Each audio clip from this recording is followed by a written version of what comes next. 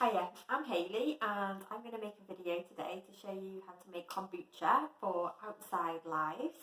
So you're probably thinking, what is kombucha? I haven't met many people so far that actually know what kombucha is. So,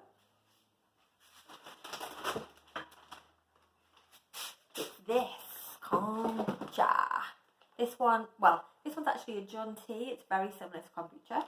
And this one is kombucha. And yes, that thing in there is supposed to be floating in there. So what is it? It's a living drink. It's fermented tea, fermented sweet tea. So it's kind of like a slightly fizzy, effervescent, drink, kind of like a bit of a cidery taste. It is slightly alcoholic, but less than 0.5%. And it's got loads and loads of health benefits, apparently. It's got benefits of probiotics and benefits that you get from drinking tea.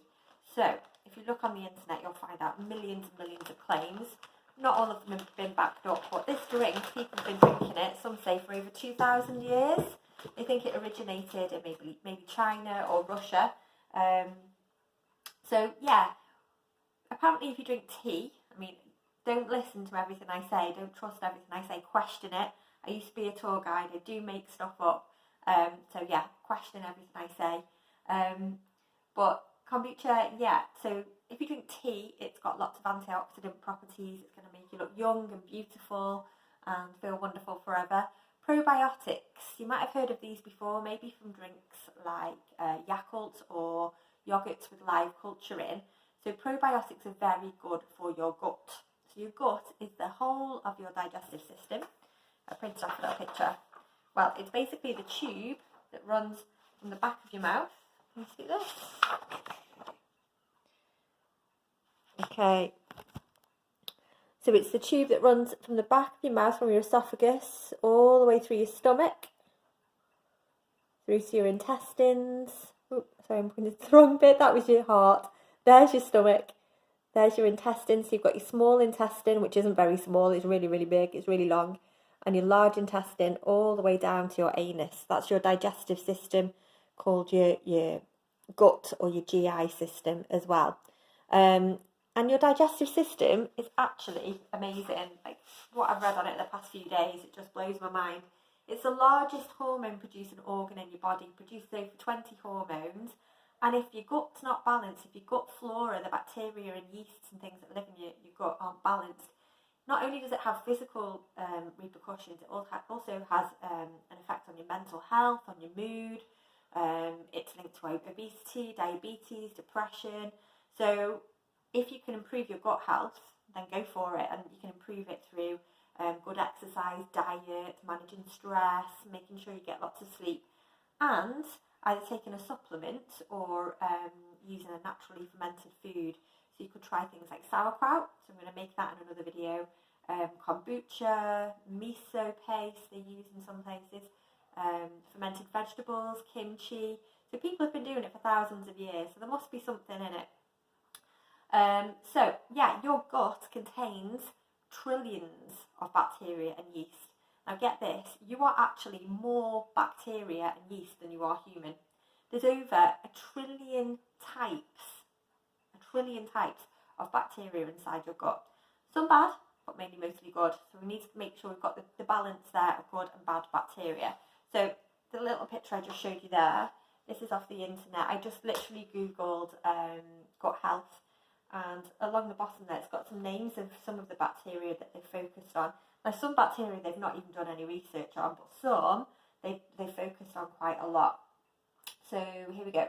We've got the ones with the orange outline. It says these are common bad bacteria that cause ulcers. These ones, if you have problems with flatulence, this is the bacteria that causes that bad boy, so you want to get rid of that one. And then we've got our good bacteria here. We've got lactobacilli, I don't know if I'm saying that right. You might see that mentioned on the back of a yogurt packet.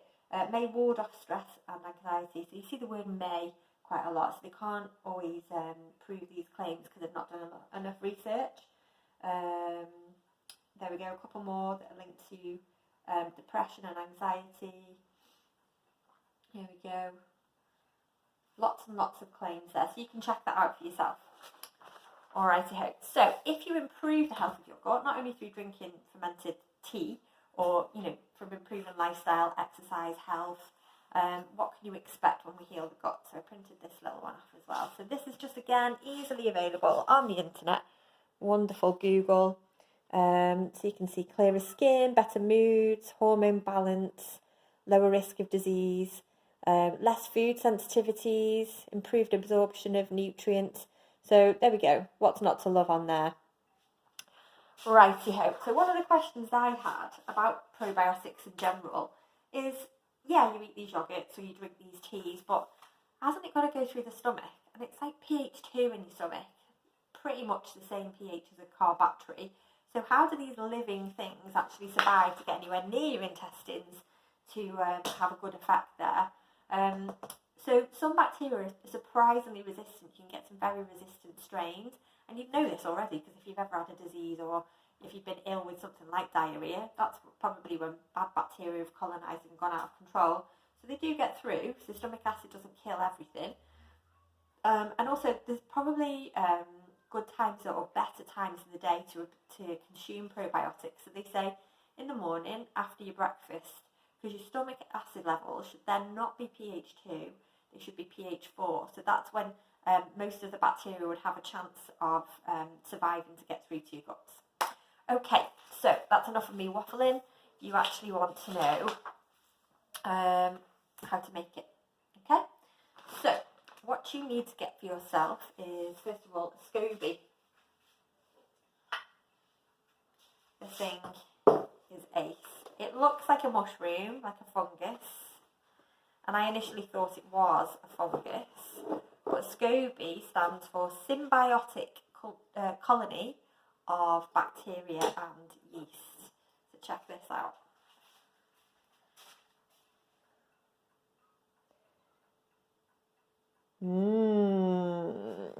So it kind of looks like a white, creamy white pancake there. It's like a big blob of jelly. It's floating in a liquid there that it's made for itself. And it's alive. And you can put it into tea and it ferments it. And it smells a little bit vinegary. So that's a colony of bacteria and yeast. And they ferment the sugar in a tea and turn it into a drinkable thing that you might want to drink. So that's your SCOBY, so you need one of those. Now it is alive and it will keep growing a white layer on top, and you can keep using it again and again and again as long as you look after it. It doesn't like metal, so you can't poke it with a metal spoon. You have to make sure you use plastic or wooden spoons. It doesn't like extreme temperatures, like neither would you. If I put you in something really hot or something really, really cold, you wouldn't cope with that. So it prefers to be around about between 20 to 23 degrees. So don't put it in direct sunlight, nowhere extreme. It doesn't really like drafts either, so you can't put it anywhere drafty. So you can just store it like this for ages. And because it's slightly acidic, you don't need to worry about it going off. It'll quite happily just sit in its little container there until you're ready to use it. What else doesn't like? It doesn't like chlorinated water either. So you can use tap water, that's absolutely fine.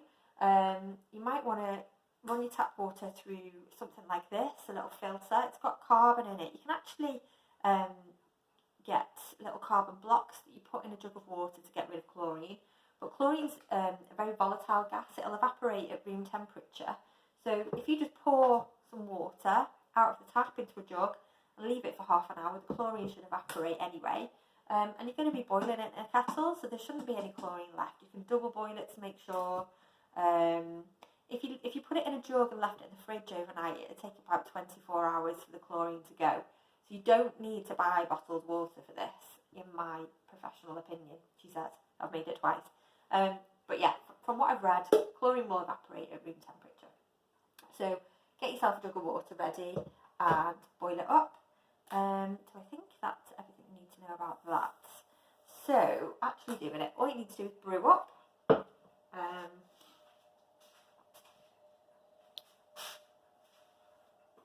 Okay, so put the kettle on. You have to use real tea, so you can use black tea, you can use green tea. Just that one a second. I'll get my sugar ready. Okay, so as I was saying, you can use black tea, you can use green tea, you can use white tea. It has to be real tea. You can't just use a herbal tea bag because the tea contains minerals and vitamins that the SCOBY needs for its health. You could substitute a couple of tea bags for maybe if you wanted to give a different flavour. So I've got one on the go at the moment made from raspberry and peach, but just check that your herbal tea doesn't have any artificial flavourings or artificial colourings or too much oil. I was thinking of making one from peppermint, but then thought maybe it would be too oily. Teas like Earl Grey, probably peppermint as well, will contain too much oil and that would damage the SCOBY as well. So you don't want that. And you can add flavours later if you want to. So, 6 tea bags, just normal ones, or you can use loose leaf tea. Brew up. So I'm doing it in a teapot. You feel free to use a metal pan at this point. As long as the metal doesn't touch the SCOBY, you're all good. So you could use a metal tin. I'm using metal for my sugar. That's fine. So give your tea a stir. And obviously this is a trial and error process. So you can tweak this for your taste later. You might want to try more tea bags or less tea bags. I would probably say more rather than less. So the sugar goes in. It says to use between 160 to 200 grams. The more sugar that you use, then the sweeter it will be, and possibly more alcoholic as well. If you leave it longer and put more sugar in, then I guess there's more sugar for the SCOBY to ferment, so you're more likely to end up with something a little bit more alcoholic. Okay, so the sugar's going in.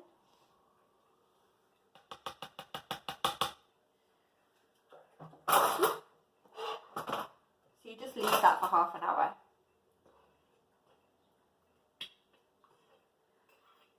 What you could do if you're in a bit of a rush, if you don't, because that's going to have to cool down before the SCOBY goes in. Do not put the SCOBY in there now.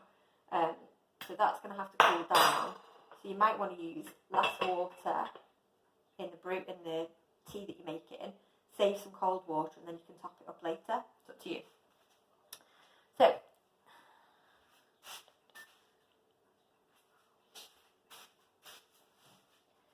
here's some tea I made yesterday, and I used 4 normal tea bags in that and 2 raspberry and peach ones.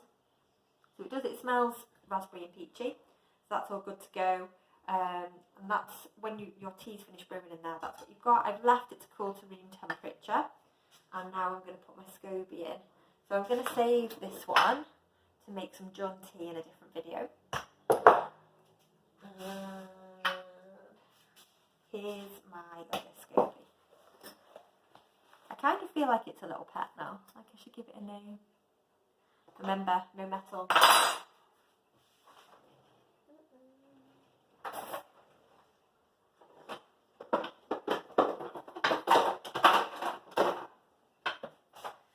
Okay, so this is only my second time of making it. You can see. Okay, so we've got the SCOBY, and it's got a dark bit on the bottom, and there's also like a white bit of slime with it as well. It's all going in. The white should be like the more recently made part of the SCOBY, and then the only reason that the other bit's dark is because of the tannins from the tea. So when you've got a really good layer of white on your SCOBY, you can get rid of the old bit and just keep the new bit. So that's going in. Apparently you should try and get the white bit on the top. Can't imagine that it really matters. And the juice goes in as well. So it's really important that you put that liquor in. Okay, and because it's acidic, like I said, you don't have to sterilise all the equipment with like harsh chemicals. Just wash as normal in the washing up bowl. Give it a rinse a few times. You might want to rinse with the water that you've got the chlorine out of. That goes in there. Then it says to use a muslin cloth. I've just been using a kitchen roll. I might get a fresh one actually.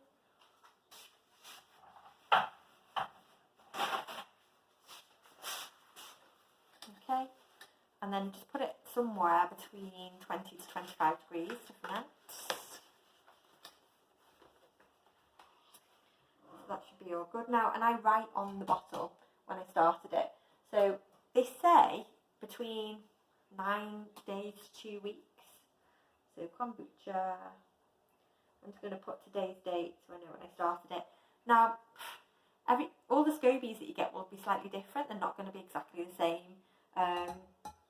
And then your taste will be slightly different to mine. Yeah, so if you leave it for longer, it'll be slightly more sour because that's the sugar will have turned into alcohol. But they say after 9 days, you can start taking it out and having a little bit of a taste. Don't dip anything in there to taste it, because if your spoon or whatever's contaminated, you might wreck the whole drink. But just pour a little bit out, taste it. If it doesn't taste like tea anymore and it starts to taste a bit more fruity, a bit more cidery, then you know it's all good in there.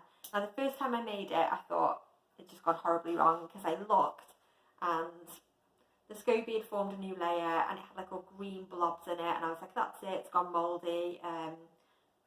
My mum had a look at it, she thinks it's disgusting anyway, but she had a look and she was like, yeah, and I had to agree. I thought, no, that's got to go in the bin. But then I sent a picture to the people who got the SCOBY from, and they said, no, it's not mouldy, that's what's supposed to happen. If it's mouldy, you'll see like little furry blob patches, kind of like what you get on bread, and it wasn't like that, it was just like gooey really. So yeah, so leave that, don't worry if you start to get weird blobs on it, keep tasting it, and then when you're happy with the taste, then you're ready for the second fermentation.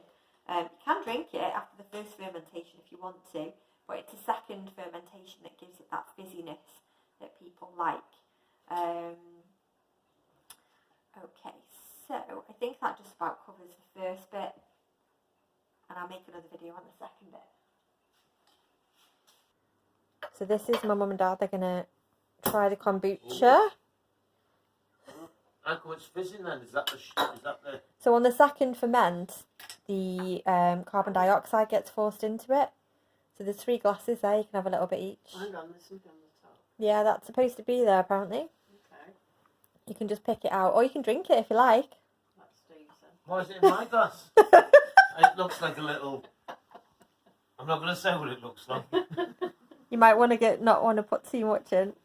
So this is the one that I made from green tea and honey. So it's actually called a Jun tea. So what does it smell like? It smells... I smelled that somewhere before. It smells like... Elder flower. No, yes, it's elder. Flower. Ah. And it smells like fizzy elderflower. But Yeah. It reminds me of... No, the rice alcohol in Sake? Nepal. No, Oh. Tumba. Tumba. Oh, okay. Right, here goes. It tastes very nice actually. It's very refreshing. It is. Yeah. It's like... It's not... Oh. It's not unpalatable, is it? No, No, very nice, no. it's like a flat... It's not flat. No, it's a fizzy thing, but like as if it's gone flat. You're selling it now, Mum. That's very nice. Feel better already. Can you feel the probiotics? Yes. I'll tell you in the morning if I'm still if I'm still my usual regular. Oh, thanks. That is very... You've got the creature in yours. There's nothing wrong with that. It's like having a spider in it. How much would you pay for a bottle of it? Like a 400ml bottle. That one's 500ml. What's it supposed to do for me first? Okay, so it's good for your gut, it's good for your digestive system, it's probiotic, so Right. It's good for your gut flora, and obviously the tea, it's going to make you young, beautiful, more attractive because of the antioxidants in it. I feel like going for a jog. Yeah. So how much would you pay? I'd have For to a bottle like that, I'd have to sample Yeah. it first. We just did. £4. Oh, God. Did you? I'd only pay 2. What would you pay, Steve? Well, I'm not very good, am I, at separating myself from money, so I'll say £4, same as you do. 4 quid, that's alright. They sell it 400ml in Holland and Barrett, it's £3. All right. Oh, so we've bang on. Yeah, yeah. Is So- that, but you get to keep the bottle. Well, you'd have to bring your You own would, bottle in yeah. and get it filled up. Okay. But it's We're very, gonna it's very drinkable then, you would Ah. recommend it. So, if You it, could do £4 to start with, including the bottle, and for refills, bring your own bottle and then it'd be cheaper. I like your thinking, Mum. I do. Sustainable. Yeah. So, would anybody like to say anything before I turn the camera off? while he's still alive? I think it's very palatable, and I can't find any reason that anybody would not buy it. Unless you don't like the taste. For But diverting home on the If it way home works. from work, I get rewarded with tea for sampling this.